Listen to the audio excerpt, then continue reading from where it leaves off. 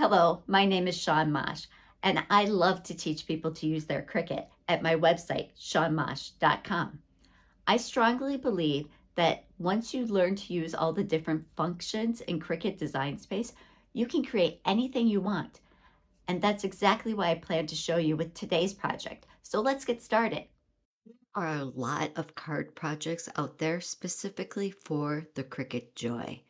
Most of them include using those pre-made, pre-folded cards from Cricut. Well, how would you like to make a diamond folding card? I have the SVG all set up for you. So let's bring that into Design Space. We're going to click Upload, Upload Image, and then you're going to go to where you have saved the SVG file. When you download the SVG file, it'll be in a zipped folder, and you'll have to unzip that to get to the actual file. How to unzip a folder is different for every operating device, so do a quick Google search to figure out how to do it for the device you're working on. Once you have it unzipped, make sure you're choosing the SVG file. This is going to be the one that when you hover over it, it says it's an HTML document. It's also not going to have a pretty preview icon like this one. This one is a PNG file.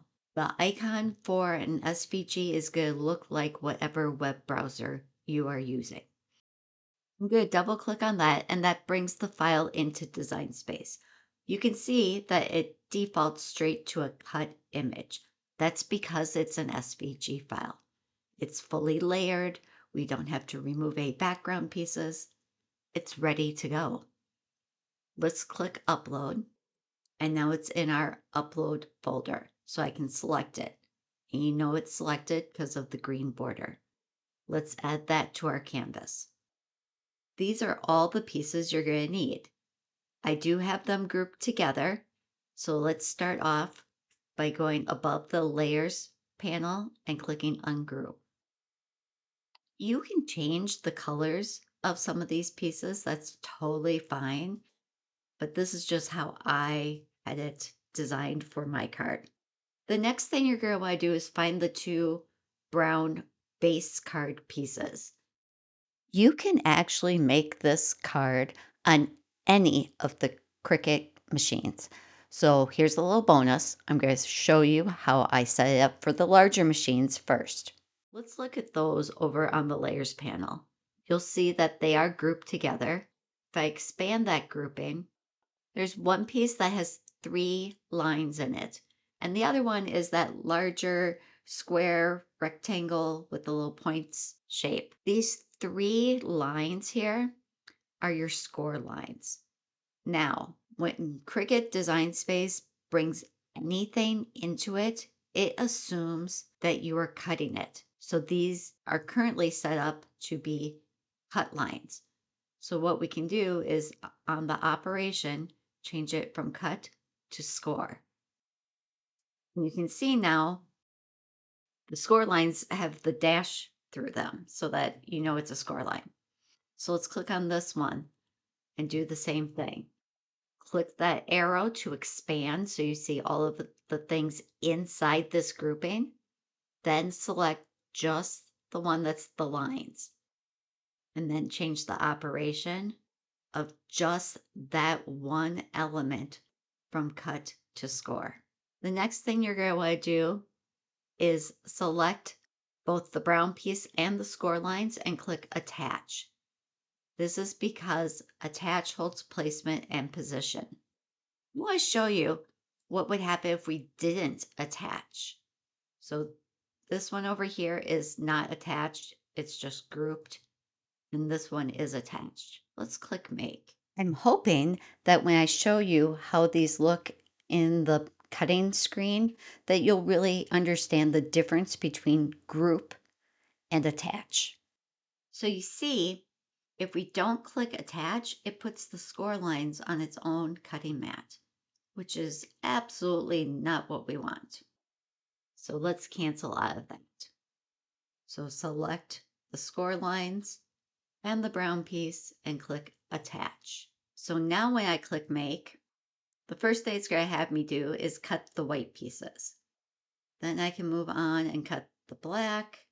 And now with the brown, it has the diamonds on one page and then the base pieces on another page. I'm going to show you how I think we can fit that all on one page. But I did want to point out on this base card piece, it says score and basic cut. So the first thing our Cricut will do is score these dashed lines. Then it will cut around the outer shape. Because I think I can get this all on one mat, I'm going to click on a diamond and then click on the dot, dot, dot. And then I'll move that to the mat I want it on. The reason Cricut Design Space didn't put everything on one mat is because it's looking at this outer white line for the bounding or border of the space. So as I have this set up right now, that white line is impeding into this shape. So Cricut wouldn't put them that close to each other. It would move it so that you have totally clear space. But with my human eye, I can tell there's enough room. So I can move things around and get more on one page. Perfect. And now we're ready to cut. Now, since the Cricut Joy doesn't have a score option, I'm going to show you a little trick. Well, now, since I want to show you how to do this for the Joy, I'm going to go over where it shows which machine I'm using. And I'm going to click on that and change it from the Explore, which is my go-to machine, over to the Joy. And I want you to watch what happens in the Layers panel when I switch it to Cricut Joy. Do you see how I get these little warnings? That is telling me, hey, you have those set for score, and you can't do that with the Cricut Joy. So we are now going to click on the layer that has all those little score lines. And we're going to go back over to the operation and change the operation to pen, because you can use a pen in the Cricut Joy. So what's going to happen now is that the Cricut is going to be looking for the adapter that holds both the pen and the scoring stylus. It doesn't know if you have a pen in there or if you have the scoring stylus. So it's going to say, hey, make sure your pen is in there, but we're just going to put a scoring stylus in there instead. And it's never going to know. Trust me, it'll work. So now when I click the make button, it's going to go and it's showing me the skinnier Cricut Joy mats, because remember, we're doing this with the Joy now. And you can see over on the left-hand side, it's saying on mat. So it's going to cut the white first and then go to the black. Now let's look at this brown piece. We could probably fit another diamond piece at the bottom and just kind of move that over like we did on the larger mat. So I'm going to start here and click that dot, dot, dot and say move and put it on the very first brown mat.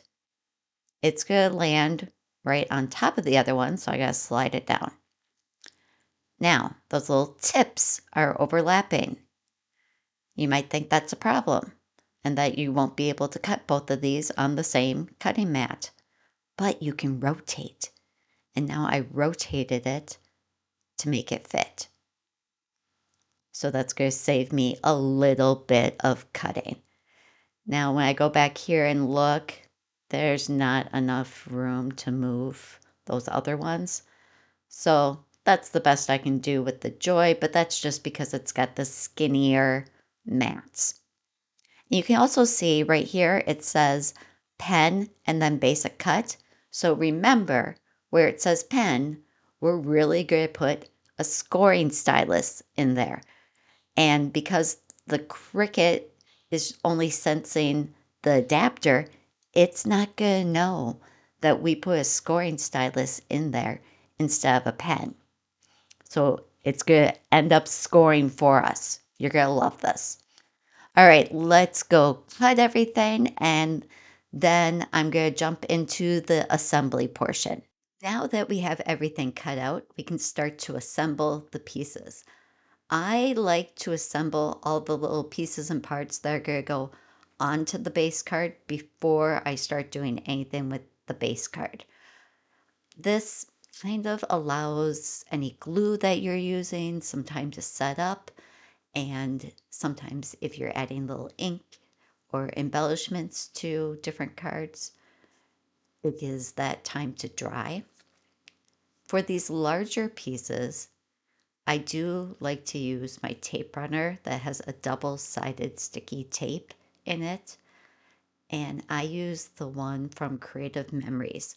I've tried different brands, but they never work as good. Now I'm going to put together the pieces for this cute little bumblebee that we made. And you can see that I'm taking the white pieces and kind of laying them out so I have them in order. And then I'm going to use my Zig two-way glue pen. The tip of this looks like your normal everyday pen that you would use to write. But when you squeeze the handle part, glue comes out. But it comes out just like ink would from a pen that you write with. So you can put it just in a little dot or just doodle around. This glue pen is probably one of my favorite crafting supplies for card making, because if I'm going to do little tiny details, I don't want to have glue all over everywhere. Now with the yellow pieces of the bumblebee, I'm placing them and they just don't seem to be fitting right. It's kind of like putting a puzzle together. So I actually went and looked at my computer screen for the design space layout in order to get those in exactly the right place. Then, once I knew I had them in the right place, I came back with my glue pen, added little dots of glue, and placed them. I really find it helpful to look at the original card or project in design space, because then you can look at each individual cut piece and look at the way it curves or the way the side cuts in, to then say, oh, okay, this one is the middle piece and it's turned this way. If you don't do that, you could get some of those pieces upside down or backwards. Next, let's add the honeycomb shapes to the squares. If only it was that easy. I actually used my glue pen to glue down the honeycombs off camera because I figured that might be boring for you to watch. Now I turned all of them at an angle because for the card, we, we want them in the diamond position. Now, before I give this card, I will probably write on these little white tags or maybe even use a stamp to put a sentiment on there. But I'm not sure if I'm going to use this for a birthday card or a thank you card. So that's why I'm leaving them blank for now. But if you know ahead of time what you want to put on these, go ahead and put that text on there first. Last but not least, we want to put the bumblebee in the correct position on that center diamond. And you can see I'm using a combination of my tape runner for the larger areas and my glue pen for those tiny details so I can exactly place the glue. Now it's time to build the pieces that are the main part of the card. We start with the white rectangles, which are slightly larger, and then we're going to add the green rectangles on top of those. I hope you can see it, but I did ink the edges of all of these green pieces. You can either use a marker or a little ink pad, and you just run the edge of the paper down the ink, and it just gives it a little bit more depth. When I know there are pieces that I want to ink the edges on, I typically do that first. Then I set those pieces aside so it can really dry. And also then I don't have to worry about touching the wet ink with my fingers, and with a project like this, I'd end up getting green ink on my white pieces and that would be a mess. There is another paper that I almost used instead of this green, and it's called Life is Sweet. It's from the same kind of collection as the green paper. So make sure you look at coordinating papers and patterns because you might find something that you really like that you weren't expecting. Now it's time to work on the brown pieces. First, you're going to find those score lines. And you're going to fold that center one so that the whole piece folds in half. And then the outside triangles are going to fold to be little flaps. So basically everything is folding in. Then we're going to take these two pieces and line up the two center flaps because when we open this up, that bumblebee piece is going to go right over the top. Now you can see I'm kind of struggling with just holding this together. Don't worry, I have a trick for that. What we're going to do is flip this whole thing over and line it up this way and use some painter's tape to hold it together while we assemble all the rest. I love having some painter's tape in my craft room because it's great to just temporarily hold things together. Just make sure that everything's all lined up and none of that painter's tape is hanging over the edge of the card. So now when we flip it over, it's like we got an extra hand because the painter's tape is holding it together. I'm going to take my silicone mat and place it in here. One, because now you can see that flap better for the demo, but also because I'm going to be gluing the bumblebee down and I don't want to get any glue on the pieces that I've already put together. I'm going to put my tape runner down first. I like to do a combo of tape runner and glue because I feel like the glue is great for getting out to the edges, but you kind of need something that's a hard stick to hold things while that glue is drying. So I'm grabbing my slightly bigger zig glue pen, and this one is kind of got a chisel edge. It's very nice, and I can just do a line right around the edges. Then I can grab that center diamond piece with the bumblebee and line up the points and the sides. The nice thing about this glue is if I don't line it up perfectly, I have a little shimmy and wiggle room to adjust things. Now I'm just going to move my silicone mat out of the way, and you can see how this card is starting to come together. I'm going to grab the green pieces and use some double-sided tape and place those right now.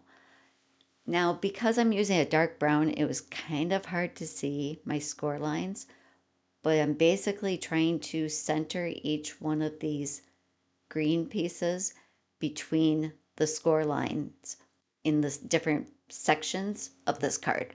I'm going to be totally honest and transparent with you here. The two innermost pieces were the hardest to put in there because you had to work around that center diamond piece. So if I made this card again, which I probably will because I love the final look, I would probably put these rectangular pieces in first. Now I can fold those flaps to the inside and place those two exterior diamonds. To do that, I am going to once again grab my silicone mat. That is going to allow me to cover up and protect all of the pieces I've already glued together while really make it easier to access just the little flap that I need to work with. Once again, I'm using a combination of tape runner and glue to really secure this. Then when I grab that diamond piece, I'm just going to make sure I'm lining up the points. Then you'll just go and do the same process on the other side for the other diamond. Now, don't forget this very last step. Flip the whole card over and take off the blue painter's tape. I almost forgot to do that. When this card is finished and all folded, it's about 4 inches square, just a little bit over.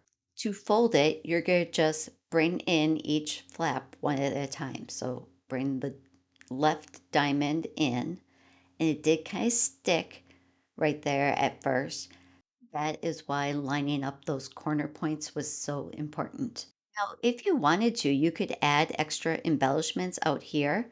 You could even cut two extra of the rectangular pieces that would fit really nicely on the outside. And then you could maybe use that other patterned paper on the outside to just do something a little bit different. And that's it. You've now completed the floating triple diamond card. We went over a lot in this project, and I hope you picked up at least one tip or trick about using Cricut Design Space. But if you want even more, you should check out my Teach Me Cricut Design Space online course. This course is filled with everything I know about Design Space, and I've owned a Cricut since 2008, so I have a lot of information up here. I'll teach you how to slice, weld, attach, flatten, contour, and what all those words mean and why you would use one over the other. We'll talk about SVG files, uploading designs, why some designs upload as a cut file and others as a print then cut. So if you want to learn it all, make sure to head over to my website, shawnmosh.com, and check out my Teach Me Cricut Design Space online course. I hope you had fun with this project. Thanks for crafting with me today.